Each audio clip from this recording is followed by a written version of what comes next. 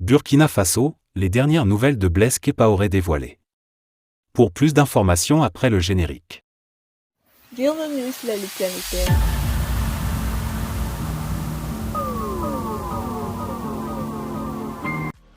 Mais tout d'abord, avant de commencer, n'oubliez pas de vous abonner et activer la cloche de notification, car cela vous permettra de ne plus manquer les prochaines vidéos. Let's go!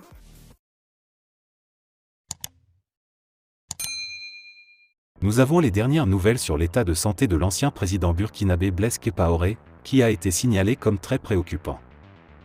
Récemment, le média français Jeune Afrique a publié des informations alarmantes sur l'ancien président du Burkina, Blaise Kepaoré. Selon le confrère, l'état de santé de l'homme politique est très préoccupant et il s'affaiblit de jour en jour. Toujours selon le média, l'homme de 72 ans souffre d'hydrocéphalie, une maladie qui provoque des troubles neurocognitifs et, au vu de la situation, son jeune frère François Kepaoré entreprend actuellement des démarches auprès des autorités françaises pour se rendre à Abidjan à son chevet. Mais les informations publiées par Netafrique contredisent celles rapportées par Jeune Afrique. En effet, le média burkinabé qui cite des sources bien introduites soutient que le président Kepaoré se porte bien et même très bien. Depuis son dernier contrôle au Qatar, sa santé connaît une nette amélioration.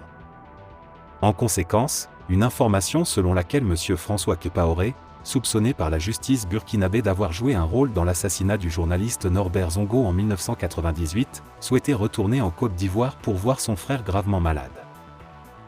Quant à M. François Kepaoré, lui et ses soutiens n'attendent qu'une seule chose, que le droit soit dit dans toute sa rigueur, et que la Cour européenne des droits de l'homme mette fin à la cabale politico-judiciaire montée de toutes pièces contre lui.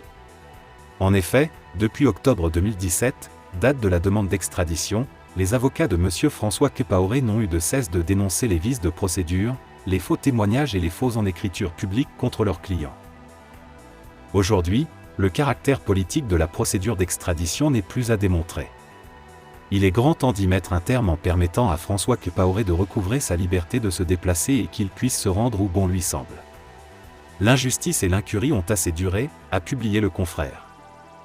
Les corps de l'ancien président burkinabé Thomas Sankara et de ses 12 compagnons assassinés le 15 octobre 1987 lors d'un putsch ont été inhumés, jeudi, sur le lieu de leur mort à Ouagadougou, a constaté l'AFP. Plusieurs responsables du gouvernement, dont le Premier ministre Apollinaire Joachimson Kielem de Tembla figuraient aux côtés de la centaine de membres des familles venus se recueillir auprès des 13 cercueils. La veuve de Thomas Sankara, Mariam Sankara, et ses 2 enfants, qui désapprouvent le choix du lieu de sa mort pour son inhumation, étaient absents. Mais d'autres membres de la famille étaient présents.